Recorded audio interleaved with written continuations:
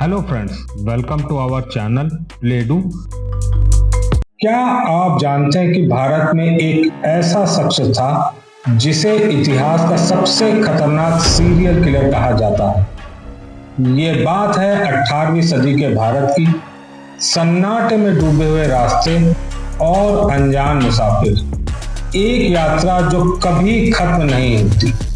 क्या आप जानते हैं कि भारत की धरती पर एक ऐसा नाम था जिसे सुनकर लोग कांप जाते थे? वो था ठग बहराम।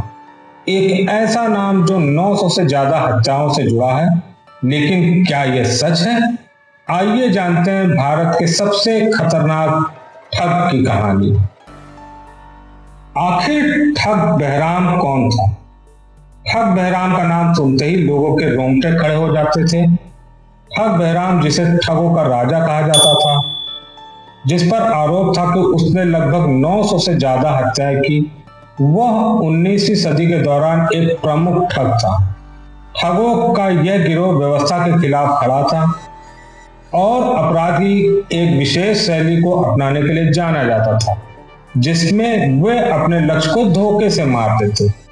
वह 18वीं सदी के अंत और 19वीं सदी के शुरुआत में भारत के मध्य भाग में सक्रिय था, जो देवी काली की पूजा करता था। उनकी मान्यता थी कि हत्याएं करना उनके धर्म का हिस्सा है। लेकिन बहराम का जीवन, उसकी पहचान अब भी पूरी तरह से स्पष्ट नहीं थी। बहराम का जन्म 1790 के दशक में मध्य भारत में हुआ। उसका परिवार पहले एक सामान्य कृषक समुदाय से था, लेकिन उसके जीवन में एक मोड़ तब आया जब उसने अपनी आंखों के सामने अपने परिवार के कई सदस्यों को ठगों के हाथों खो दिया। इस त्रासदी ने उसे ठगों के साथ जुड़ने के लिए प्रेरित किया। ठगी प्रथा क्या थी?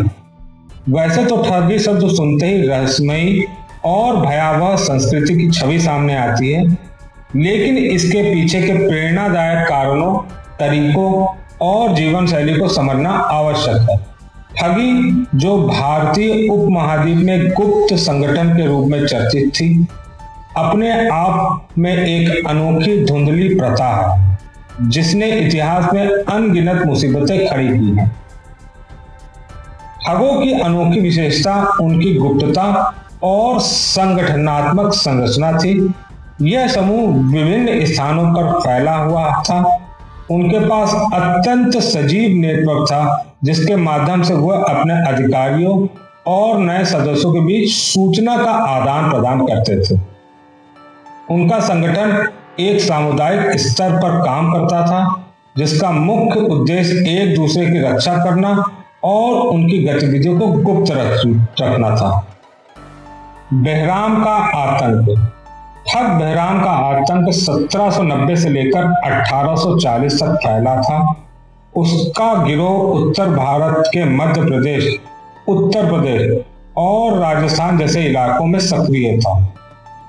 इन जगहों पर घने जंगल और सुनसान सड़कों के पास वे मुसाफिरों को निशाना बनाते थे।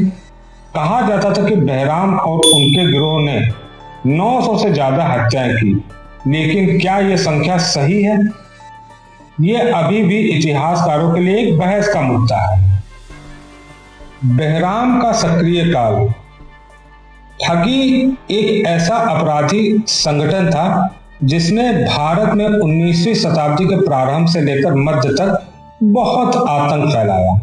बहराम, जो ठगी के प्रसिद्ध नेताओं में से एक था, उसका सक्रिय काल 1820 की दशक से लेकर 1840 के दशक के मध्य तक चरम पर था। वो विशेष रूप से 1820 से 1830 के बीच अपने ग्रुप में बहुत ज्यादा सक्रिय था। इस अवधि में बहराम ने कई बड़े अपराधों को अंजाम दिया। ठगी के अन्य सदस्यों के साथ मिलकर यात्रियों को लूटने के लिए योजनाएं बनाई। उसकी गतिविधियों ने ब्रिटिश अधिकारियों को चिंतित कर दिया और इसके परिणाम स्वरूप ठगों के खिलाफ कार्रवाई तेज हो गई। ब्रिटिश सरकार का अभियान। 19वीं शताब्दी के शुरुआत में ब्रिटिश ईस्ट इंडिया कंपनी ने ठगों के खिलाफ एक बड़ा अभियान चलाया। ब्रिटिश सरकार ने ठगी के खिलाफ कार्रवाई करने का निर्णय लिया। 1835 में भारतीय पुलिस और ब्रिटिश सेना ने ठगों के गिरोहों के खिलाफ संगठित अभियान शुरू किया। इस अभियान में प्रमुखता से सर विलियम स्लीमन का नाम आता है, जिन्होंने ठगी के खिलाफ अभियान का नेतृत्व किया। स्लीमन ने 1835 से 1840 के बीच कई सफल अभियान चलाए, जिनमें बेहराम और उनके कई सदस्यों को गिरफ्तार किया गया। 1835 में ठगी के खिलाफ पहले संगठित अभियान की शुरुआत हुई। 1836 में बेहराम की गतिविधियों में कमी आई और कई ठगी गिरोहों के सदस्यों को गिरफ्तार किया गया। 1840 में बेहराम को अंततः गिरफ्तार किया गया और इसके ठगी गिरोहों के खिलाफ अभियान में तेजी आई। ब्रिटिश अधिकारियों ने स्थानीय लोगों और पूर्व ठगों को मुखबिर बनाया, जिससे उन्होंने गिरोहों को पर्दाफाश किया। ठग बेहराम को भी इसी अभियान के दौरान गिरफ्तार किया गया। कहा जाता है कि उसने 125 हत्याओं में सीधे अपनी भागीदारी स्वीकार की थी। लेकिन क्या ब्रिटिश अधिकारियों ने इन आंकड़ों को बढ़ा चढ़ाकर पेश किया या सचमुच उसका आतंक था? वैसे तो ये ठग पूरे भारत में सक्रिय थे, लेकिन खासकर गंगा का सीधा क्षेत्र, दिल्ली से वाराणसी, पंजाब और हरियाणा और मध्य भारत में ये बहुत ज्यादा एक्टिव थे। ठग बेहराम को ब्रिटिश शासन के हाथों गिरफ्तार किया गया। यह घटना महत्वपूर्ण ऐतिहासिक दृष्टिकोण रखती है। उसकी गिरफ्तारी 1830 के दशक में हुई, जिसमें उन्हें अपने गिरोह के अन्य ठगों के साथ पकड़ा गया।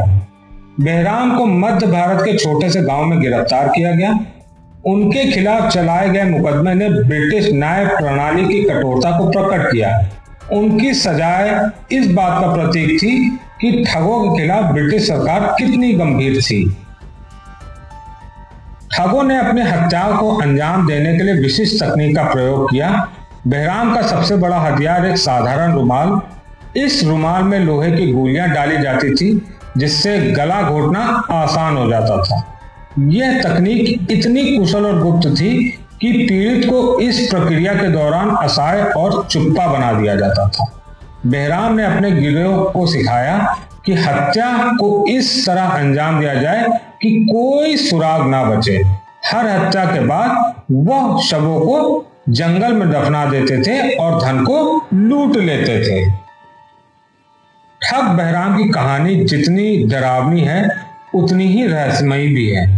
कुछ इतिहासकार मानते हैं कि ब्रिटिश सरकार ने ठग और बेहराम की कहानियों को बढ़ा चढ़ाकर पेश किया, ताकि भारतीय समाज को असभ्य और खुद को सभ्य साबित कर सके।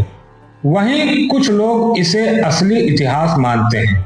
सवाल यह है कि क्या बेहराम वाकई इतना बड़ा हत्यारा था या ये सब औपनिवेशिक प्रोपेगेंडा था। जब बेहराम को अंततः पकड़ा गया तो उसके पीछे कई वर्षों की ठगी गतिविधियों का अनुभव था। उसकी गिरफ्तारी के बाद उसे बार बार पूछताछ के लिए लाया गया। बेहराम ने अपने अपराधों की संख्या का उल्लेख करते हुए एक उच्च किल काउंट को प्रस्तुत किया। हालांकि उसके बयानों की सच्चाई पर सवाल उठाए गए। कुछ ऐतिहासिक शोधकर्ताओं ने उसके द्वारा दिए गए आंकड़ों की जांच की और पाया कि उस समय हत्या के आंकड़े कुछ भिन्न थे। गिरफ्तारियों के दौरान उसकी पूछताछ के दौरान दिए गए बयानों को बहुत से इतिहासकारों ने संदिग्ध माना। ठग बेहराम की कहानी भारत के इतिहास का एक काला अध्याय है। चाहे वह सच हो या मिथक, उसने लोगों को सोचने पर मजबूर कर दिया। तो आपके विचारों में क्या बेहराम सच में इतिहास का सबसे खतरनाक हत्यारा था? अपनी राय नीचे कमेंट सेक्शन में जरूर लिखें।